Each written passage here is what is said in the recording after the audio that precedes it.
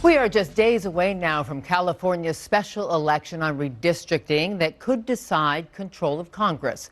A yes vote on Prop 50 would toss out California's vote to allow independent redistricting, letting instead lawmakers temporarily redraw the lines to counter Republican gerrymandered seats in places like Texas, Louisiana, North Carolina, and more by the day. Supporters of Prop 50 call it fighting fire with fire. But critics say it is a power grab that guts reforms and rigs democracy. As such, all eyes are on California to see if this vote will level the playing field or just further inflame further divisive politics. It is a vote Governor Gavin Newsom is fiercely pushing for, saying it is the only way to thwart President Trump's push toward autocracy. The only way, he says, to push back on what he calls Trump's dangerous abuse of power. Take a listen. He's an invasive species. For California. For the country. For the world. He's a wrecking ball, not just the symbolism and substance of the East Wing. He's wrecking alliances, truth, trust, tradition, institutions.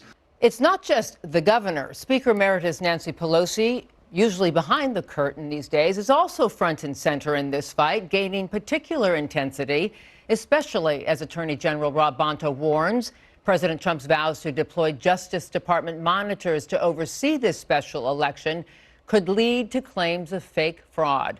Joining us now to discuss is Speaker Nancy Pelosi to weigh in on all that's at stake. And Speaker, welcome to the Rush Hour. It's nice to have you. My pleasure to be with you, especially at this very important time in our country's future. Yeah, just days away from this very important election.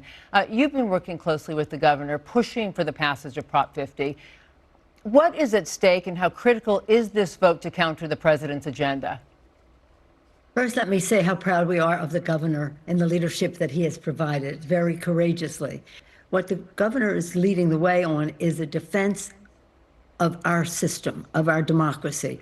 How we got to this place was, as you know, Texas, the president asked Texas to give him 5 seats.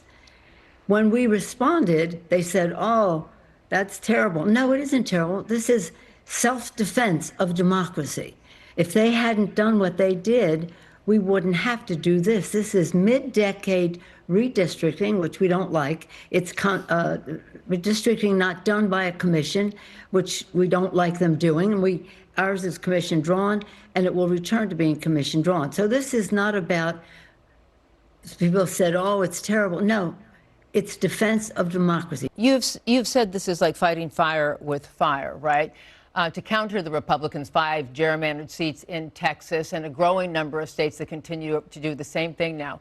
But the detractors, as you well know, even from your own party, say this is a dangerous precedent, guaranteeing one-party districts. So what stops this from making every election a foregone conclusion?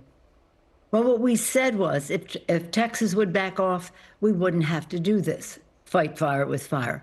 And we have said that we will return to commission redistricting. We have long had, and Republicans have always opposed, national law for redistricting by commission throughout the country in every state. So Lofgren, our House chair, the leader of our House Dems from California, has been the leader on all of this. We pass it in the House, we pass it in the House. We couldn't get one Republican vote in the Senate for commission redistricting. So for them to say this is disingenuous and, of course, not truthful. So in any case, I don't know what Democrats said. They don't like this, but whatever it is, we are overwhelmingly unified. We are not a lockstep party where everybody is in total agreement. We are who we are, a Democratic Party, and overwhelmingly the support is there. Witness this. In order for us to get to this place, there were 3 pillars. The first was that the House Democrats from California had to agree to this redistricting plan. That means if you're a Democrat in California, you have to give up Democrats to create another seat for Democrats. So that was very courageous and unselfish of them to do. So Lofgren led the way. Pete Aguilar, our chair of our caucus, also involved. Secondly, the state legislature had to vote to support to put that on the ballot. This was a big deal because they all live in districts that are affected by this. Right. And third of all, our governor very courageously and patriotically took the lead in the promoting of the messaging on this. So Yeah, he certainly did. Came together. So I don't know what Democrats are left out there on the side criticizing us, but in terms of us, anybody who had something at stake in the health care of the American people, at the kitchen table issues for the American people, wanted us to do this. Right. And Speaker, despite what Trump is pushing for, though, in GOP districts, he does call California's Prop 50 an effort to rig the election, and he's threatening lawsuits, sending federal poll monitors here to California, and our Attorney General Bonta is warning that Trump's going to make fake claims of fake fraud. Does this fuel more public mistrust in democracy, and how do you counter that? Well, what we do is we just mobilize. We don't agonize, we organize, we mobilize. And we're saying to people, vote early, get your vote in so that they cannot follow you home. You know, it's not only what they're accusing, they're trying to misrepresent in all of this. It's what they want to do at the polls. If somebody shows up to vote who looks like they might be from a mixed status home, they want to follow them home, just as the way they followed people home from school. So this is a terrible, terrible thing that they are doing. But you know what? We're still going to win, and we're going to win big.